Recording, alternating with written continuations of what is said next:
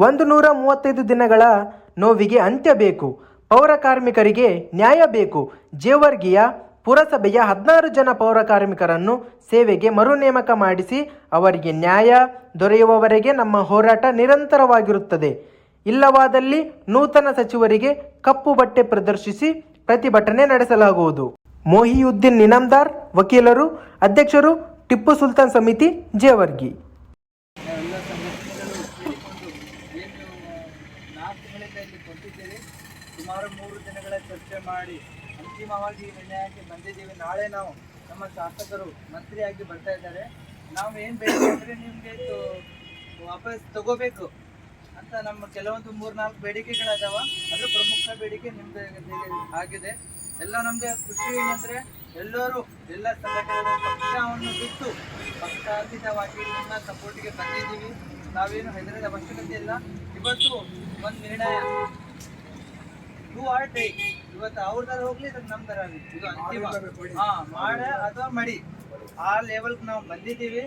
ಆದ್ದರಿಂದ ತಾವಿಲ್ಲಿ ಕೂತಿರಲ್ಲ, ಇದು 100% ಪ್ರತಿಫಲ ಸಿಗುತ್ತೆ. ಅಷ್ಟೇ ಸ್ವಲ್ಪ ತಡ ಆಗಿದೆ, ಆದರೆ ಈಗ ಬಹಳ ತಡ ಆಗೋದಿಲ್ಲ ಅಂತ ನಮ್ಮ ಅನಿಸಿಕೆ. ಯಾಕೆಲ್ಲ ದೊಡ್ಡ ದೊಡ್ಡ ನಾಯಕರು, ದೊಡ್ಡ ಸಂಘಟನೆಗಳು ನಮ್ಮ ಜೊತೆಯಲ್ಲಿ ಇದ್ದಿದ್ದೀವಿ. ಆ್ಯಕ್ಚುಲಿ ನಾವು ಬರೋಕ್ಕಿಂತ ಎಲ್ಲ ಮೀಟಿಂಗ್ ಮಾಡೋಕ್ಕಿಂತ ಮುಂಚೆ ಇದೆಲ್ಲ ನಿಮ್ಮ ಪರಿಹಾರ ಆಗಬೇಕಾಗಿತ್ತು. ಅದು ಏನೋ ನಮ್ಮ ಗೌಡ್ರು ಹೇಳ್ದಂಗೆ ಅದು ನಾವು ಇಷ್ಟ, ಇದು ಹೋರಾಟ ನಮ್ಗೆ ಇಷ್ಟ ಇಲ್ಲ, ಅದು ನಮ್ಗೆ ಅನಿವಾರ್ಯ ಆಗಿದೆ. ಆದ್ದರಿಂದ ನಾವೆಲ್ಲರೂ ನಿಮ್ಮ ಬೆಂಬಲಕ್ಕಾಗಿ ನಿಂತಿದ್ದೀವಿ. ನಾಳೆ ಏನು ಬರ್ತಾ ಇದ್ದಾರೆ, ನಾವು ನಿಮ್ಮ ಹಕ್ಕಿನ ಸಲುವಾಗಿ ನಾವೆಲ್ಲರೂ ಸೇರಿ ಹೋರಾಟ ಮಾಡಿ ನಿಮಗೆ ಹಕ್ಕು ನಾವು ತಂದು ಕೊಡ್ತೀವಿ. ಈ ಆಶ್ವಾಸನೆ ಎಲ್ಲರ ಮುಖಾಂತರ ನಿಮಗೆ ಹೇಳ್ತಿದ್ದೀವಿ. ನಾವು ಮತ್ತು ನಮ್ಮ ಡಾಕ್ಟರ್ ಬಾಬಾ ಸಾಹೇಬ್ ಅಂಬೇಡ್ಕರ್ ನಮಗೆಲ್ಲ ಒಂದು ಹಕ್ಕು ಕೊಟ್ಟಿದ್ದಾರೆ, ಸಂವಿಧಾನ ಹಕ್ಕು ಕೊಟ್ಟಿದ್ದಾರೆ. ಆ ಹಕ್ಕಿನ ಚೌಕಟ್ಟಿನಲ್ಲೇ ನಾವೆಲ್ಲ ಕೂಡ ಮಾಡ್ತಾ ಇದ್ದೀವಿ. ನಾಳೆ ಕೂಡ ಏನು ಪ್ರತಿಭಟನೆ, ಕಪ್ಪು ಬಟ್ಟೆ ಪ್ರದರ್ಶನ ಇದೆ, ಅದನ್ನು ಕೂಡ ಸಂವಿಧಾನ ಪ್ರಕಾರ ಕಾನೂನು ಚೌಕಟ್ಟಿನಲ್ಲೇ ಮಾಡ್ತಾ ಇದ್ದೀವಿ. ಮತ್ತೆ ನನಗೇನು ಮತ್ತೆಲ್ಲರೂ ಅನೇಕ ಮುಖಂಡರಿದ್ದೀರಿ, ತಾವೆಲ್ಲರೂ ಇವ್ರ ಜೊತೆ ಕೈ ಜೋಡಿಸಿದ್ರಿ. ತಮಗೂ ಕೂಡ ನಾನು ಒಂದು ಧನ್ಯವಾದ ಹೇಳ್ತೇನೆ.